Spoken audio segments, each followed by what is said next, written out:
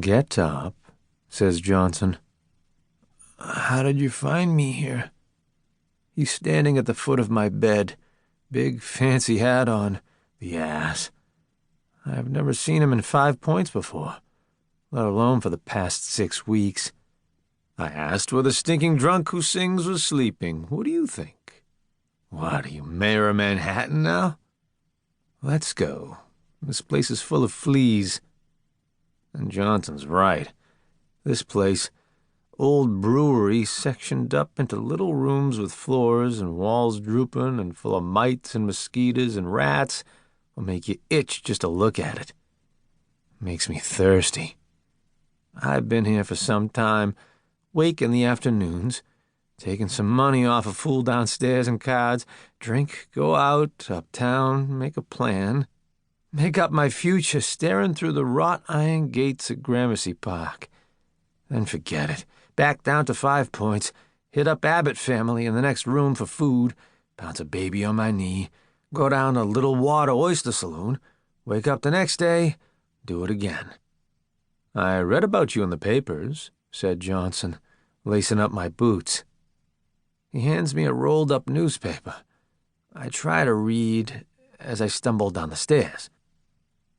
"We understand a scuffle took place in our streets on Saturday last between an unknown young northerner and Silas B. Walcott, in which the latter gentleman came out minus one lip.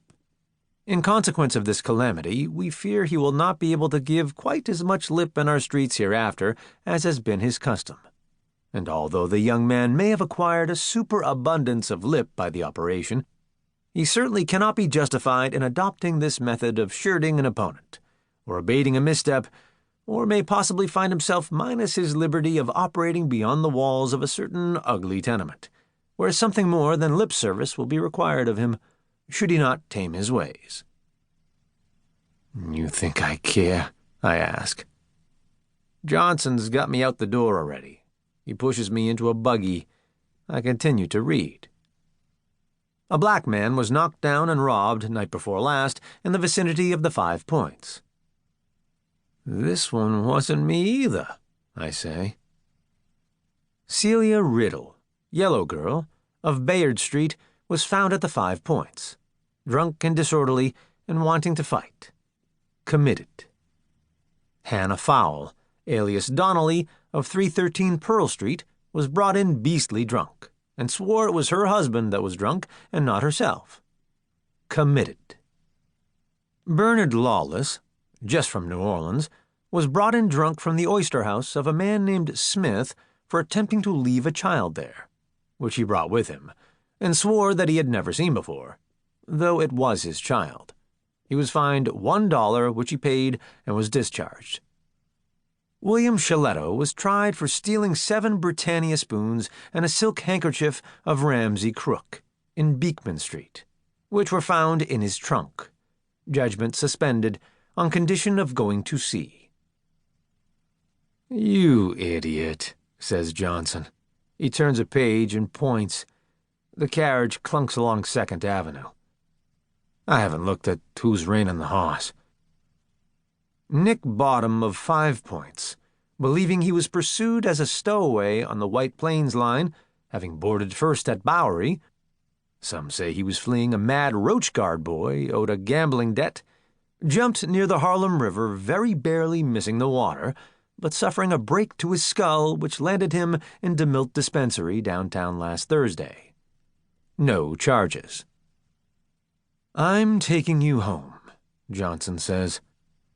I stand to grab the driver's shoulder, but Johnson pulls me back down by the seat of my pants. "Here." He tucks a bottle into my hand. I uncork it and feel him piercing through my hair. "You're a dead man," he says. I drink. "Give me your gun." "I lost it," I tell him. "You sold it," he says. "No," I say. "I shot up a girl and her mother, then tossed it into the Harlem River." "A dream." "You hit your head, McGlue," he says. We ride on through the park and up through Harlem, past the pretty brick mansions and over farms and manors, and up, and I sleep. And when I wake with my head hurtin', Johnson gives me another bottle. I wake again in Mamaroneck with my head wrapped in gauze, the old maid chewing on a fingernail, looking down at my face like a pile of dirty dishes she has to do. "What?" I mumble. She says nothing, and goes and puts another log on the fire.